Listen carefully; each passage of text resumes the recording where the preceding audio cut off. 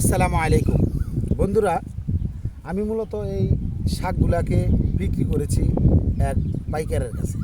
কিন্তু উনি আমার এই ১-১.৫ পাখি জমি প্রায় ৭,০০০ আটি কিনে নিছে মাত্র ৪,০০০ টাকা।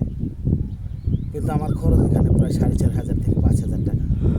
তারপর আমি বিক্রি করে দিয়েছি, কম হলেও বিক্রি করতে হয়েছে, কারণ এখন বাজারে কলমি শাকের দাম খুব কম, বেচা বিক্রি নাই।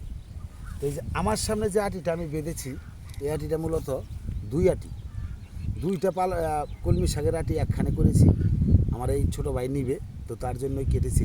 তো এই আটিটা একটা পরিবারের জন্য যথেষ্ট, অথচ মাত্র যদি ১০ টাকায় কিনা নেন তাহলে সবচেয়ে ভালো হয়। ২ আটি ১০ টাকা, তাহলে আমাদের পুষে, কিন্তু আসলে আমাদের পুষতেছে না। এর জন্য কৃষকের অবস্থা শোচনীয় হয়ে দাঁড়িয়েছে। ভালো থাকবেন। আসসালামু আলাইকুম ওয়া রাহমাতুল্লাহি ওয়া বারাকাতুহু।